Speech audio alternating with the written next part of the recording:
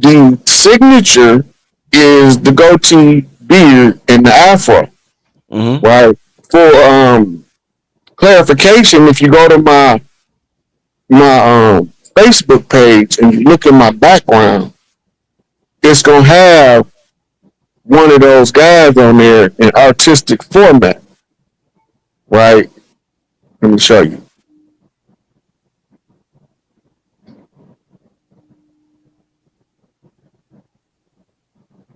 So these are the sons of Ikki. This is on my. Okay. Yeah. So um we used to call them the sons of Ikki for a reason. Everything that you They see. look like you, Ron, with the goatee and the afro, man. They look like you, They look because they look like the indigenous Americans, Indeed, indeed. right? Okay, now the cylindrical craft is not an inleo craft. Inleo craft look a little different. Um, Inky, he got penis self penis envy, like he loved his phallus, Uh-huh. right? So all of the phallic symbols, your obelisk and all of that, that's Inky worship. But you're not gonna never see it without it being by a Vesica Pisces, right? Which is the Yoni, because he don't believe in two phalluses occupying or two kings ruling the same kingdom, right? So his ship is cylindrical and it's a telltale sign. They even describe it in several Bible stories as being large cigar shaped craft by description and measurement. Those are Inky's craft. Um, Enlil use a different type of craft, right? So when you see the disc shaped stuff, those are lesser scientists with different areas of control, right? The little fast flying disc, any of those craft can warp. They can warp. I mean, they can go from being over here, and in a moment's notice, they on the other side of the world, right? Because they draw two spaces together, and they jump energetically from this space to this space, which instantly moved them either around the world or even to another planet somewhere else. By connecting the two dots, it's like folding space time to make the two dots come together, and then it'll make a like a electrical arc. In the arc in the inside of it, it'll be like a wormhole, and it'll pop. They'll be in a whole nother location. It's called warping. And so the people that's on there, I refer to them as Black Adams, based on the movie Black Adam, which is the origin story of Shazam.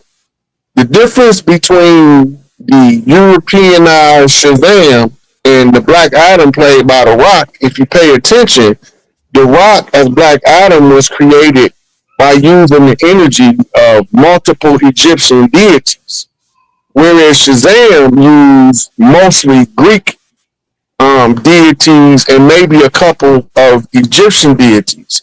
And that was to show you a shift in the control of the energies of the earth.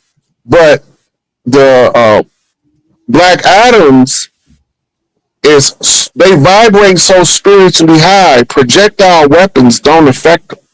Mm. And if you don't know how to make the certain type of energy weapon that affects them, you can be shooting them all okay with your switches, and they'll be standing there looking at you like you crazy because they in a different frequency and they just outside of the three dimension where that stuff can't affect them.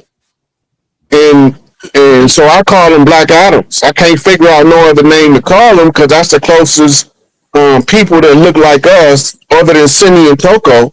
But Sini and Toko wasn't from the warrior class; he was from the priest class, or else it would have been a whole different story they was telling. And even in the Simeon Toko story, he say, we coming. There's a lot of us. You ask for us, we gonna be here. He said, but I ain't gonna tell you when they coming. Now they know they coming. The only reason I can tell you that they know they coming is because they reported that they know they coming. Mm. They put it out in the public domain. That means it's inevitable and they can't stop it. They don't put nothing in the public that they want to conceal from the people because one of us is going to have enough ability to explain to people what they're hearing and seeing that they're going to actually click that this is actually taking place. Your so-called rapture. But the rapture is a story made up by a Southern Baptist evangelical fire and brimstone preacher. The rapture wasn't even part of biblical canon before the Bible came to America. Right? So now that the story is in place, they got a similar story in the Anunnaki tablets where they said they was coming back for the Anunnaki that they left behind. So, good riddance. Who's the Anunnaki they left behind, Rod? They never say. They left some scientists. In the Christian tradition, which comes out of the Rosicrucian order, they refer to as the Grail lines, the golden ones, and these was your historical king figures and emperors of ancient times, like your Genghis Khan or your Attila the Hun types, who actually had large kingdoms that they ruled as vassal warlords, because half of the contingent that stayed was warriors and the other half that stayed was scientists and artisans. Right. So this Simeon Toko, because I've heard a lot about him, especially from Hank Rising's son. So he's from the bloodline of Enki then, Simeon Toko. It's a very good chance. But see, Enki is the science line. So they got other brothers and sisters. We only ever talk about Enki, Enlil, and Inanna because they are the ones that's actually fighting for the heritable birthright to Nibiru. Inanna got first right to Earth and Nibiru in the Anunnaki pantheon, and Enlil got first right to Nibiru, and the only way he can take both is he had to conquer Inanna in war, who just so happened to be married to Enki. So Enki not buying it. You're not going to overthrow his wife, but then he got sons that also the sons of Enki. They don't play. Today, the human hybrids is your Dinka tribe, your Zulu tribe. Zulu means skywalkers, right? When they tell you they Zulu, they tell you they star walkers. They walked from the stars. But they didn't walk from the stars like you travel across land. When they say they walked from the stars, they folded space and time and came through the portal. Right? So it's the same thing with the Dogon. The Dogon come from a priest class. That's why they don't be in all of them wars going on with the tribes that surround them, because they not here for war. They here to maintain the frequency and vibration among humanity so that when the time comes, we can wake up from the slumber. They not supposed to do nothing else. Right? So then you got your, what they call your Bantu lines, your Bantu West African lines. Those are all different wives that Enki had children with up and down the Niger River going into the Congo. Right? This is where they hid the gorilla for a reason. You know, they haven't even knew it was a gorilla on Earth for over 150 years yet. Right? They discovered a gorilla back in the late 1800s. So now they know it's a gorilla, but they don't know what it is. They just know it's a primate. But when you study the gorilla is the quintessential patriarchal led pack animal. Right? So then the gorilla key becomes the earth key of the primate, and the earth key is called the key Kai in the Lord key to earth, Enki. So then the Enki seat becomes the seat of, as they see it, you can look at it like Horus and Osiris. When Osiris is gone, right? Horus have to build himself into Osiris in order to take the seat. And the only person that can bless him to do it is his mother, or Set, Isis. So without the blessing of the mother, the son can't take the throne. And the only one that the mother is going to bless is the one that's the most like the father. Hey Rob, with all this knowledge that you have of the Anunnaki and like you real sharp with it. Like if somebody No, I'm not. to Well, it's remember that chick me and Billy was talking about? who? Um, she was gonna do a show with him, and I was like, yeah, I like her. She Uh, tell the story so clear, and I'm like, man, she tell that better than me, and I was there. I don't remember who you talking. I don't remember who you talking I about. forgot her name. Her name, I think her name like Christina something. But I be sharing her clips on my Facebook. So if you scroll my Facebook, you can't miss her. And it's another one called Human-Anunnaki, I think is her moniker and her page. Mm, And she be telling me, like, they go into the books. They get only people that could tell it better is somebody that was there. mm. Do you anticipate having contact with these entities, whether it's Inky or whatever, being that you know what you know? Do you anticipate in this lifetime them contact? You know, we talk about contact, them contacting you, my brother. Are you anticipating that? Am I allowed to take the fifth at that part? Hey, brother, anything you got to do, brother. You know, you you can take the fifth, brother, if you want. You know, the people ain't gonna want it, but I understand. I understand. Well, look, it's not going to be no secret. Yeah. This is the reason why they're giving y'all disclosure now. Ain't none of this stuff gonna be no secret too much longer. Remember, this is the age of knowing. Everybody can guess what they want to guess and suppose what they want to suppose. They can say who they think right, who they think wrong. But one thing about it, the close of the age, when we just closed out the Piscean age and we just opened up the Aquarian age, the age of knowing. Therefore, all of the belief systems when your head was under the water of the illusion, all them belief systems has been challenged, right? Many of those belief systems was just warped from your ancient spiritual tradition. So it's not going to be no secret who's who on the planet Earth. We've been fighting wars on racism, sexism, political opinions, philosophical opinions, religious doctrine and dogma. We've been fighting all these micro wars because we've been under a warring faction of leadership. In the warring faction of leadership, as long as you warring, they can have peace, right? Because you don't know who's pulling the strings. But when you reverse engineer everything that's going down on Earth, and you end up in Switzerland, and you end up dealing with bankers that got so much money that they'll make billionaires envious, right? Like some of these accounts, y'all have to see them to believe the amount of money. I know it's at least one account that can give everybody on Earth. Now it's 8.4 billion people on the planet, or 8.1 now, I think, after the scandemic. But they get everybody $1 billion and won't even put a dent in what they got.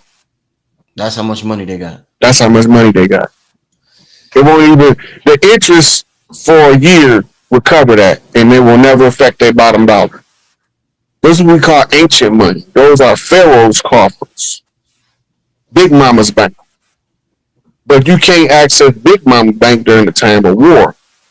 Everybody think a warlock is an individual. That's not what a warlock is. A warlock is when Big Mama lock her bank. And this is why you got to go exhume everything to find out where all of the artifacts is, so you will know where the deposits is. They think that those are tombs in Egypt with all that gold in it. Those are deposits, them safety deposit boxes. That's all they is. That's why it's all that gold in there. And because somebody put an artistic expression on it, it personalized and gave it an enormous value more than the raw material itself. It became a relic, an artifact. Right. I want to ask you. Hold on, let me Google something.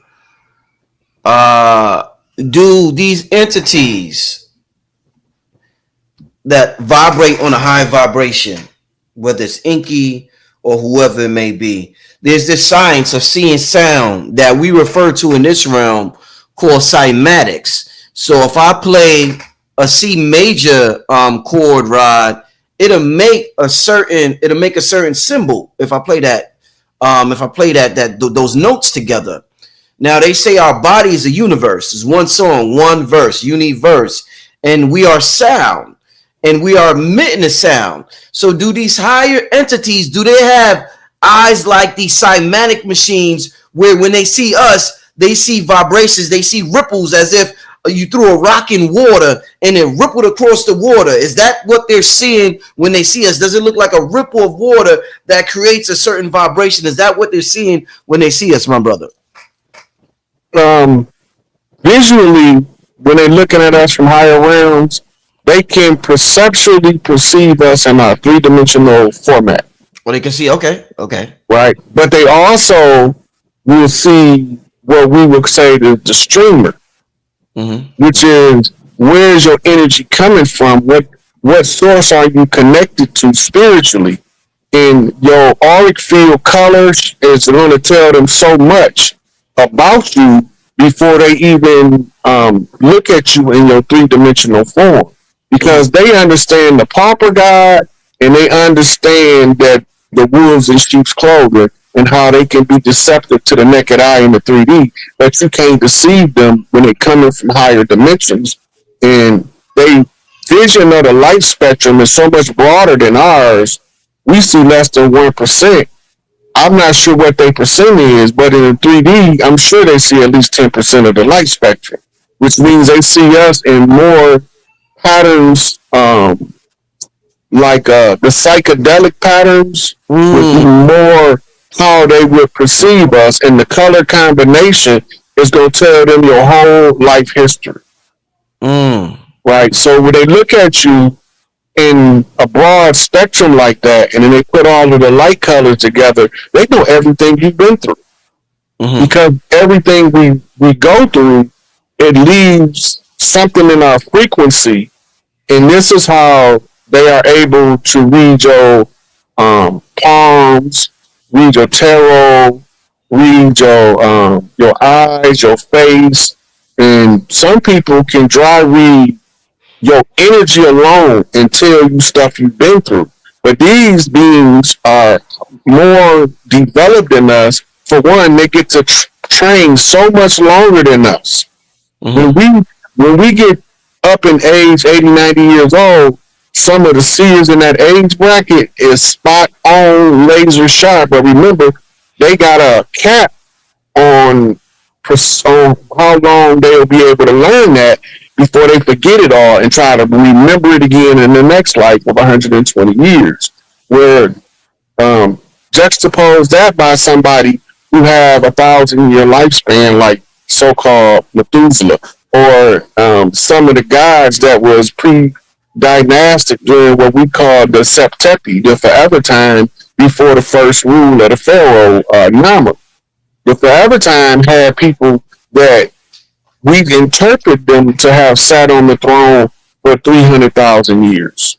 But we don't really know how to interpret the forever time, because that was the time before time was instituted. There was no clock system before to keep track of how old these people were. That we didn't have time. Time didn't exist, and that's why they call it the forever time, because the time itself is a micro construct of magnetism in the 3D field. Right? It's the way to measure from one event to another as you move through empty space.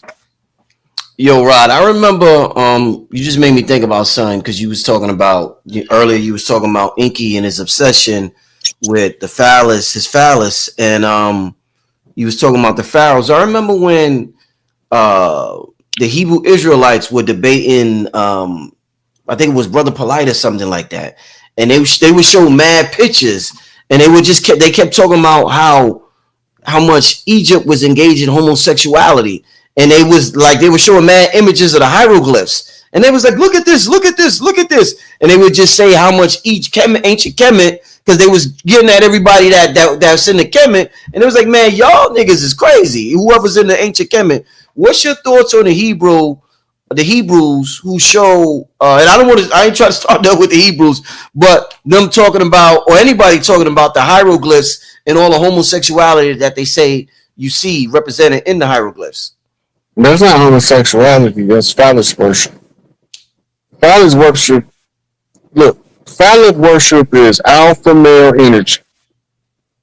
We see it in penitentiary all the time, right? But most people don't know what it's like to have that many men with high masculine traits in that jammed proximity. So you can't see in this open area where you got lesser men. You got males that have never become a man.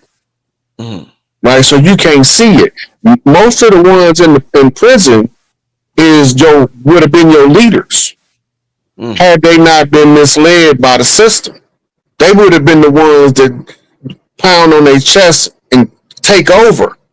But then they start rounding them all up, putting them in the POW camps, talking about crime. When it wasn't no crime before they came, all of a sudden now we need prisons because we got crime. And we didn't even have police because we ain't need them. We didn't have a word for police. Everybody in the community is responsible for the community. Now, the government is telling you, y'all not responsible for y'all community. We gonna take care of your community. Anything y'all do, we gonna stop you from doing it, like feeding breakfast program, and then we gonna do it because we your daddy, right? That's a war on the male, under the understanding that when the men realize that the women are the heirs to the earth, and that if we don't fight for the liberation of the divine feminine, then we are destined to lose a war against less than divine masculine. So we have to stand up and say, okay, what's going on? How do we fix it? Who's causing this problem so we can get them out of the mix, right? So all of this stuff is part of masculine energy in its proper outlet.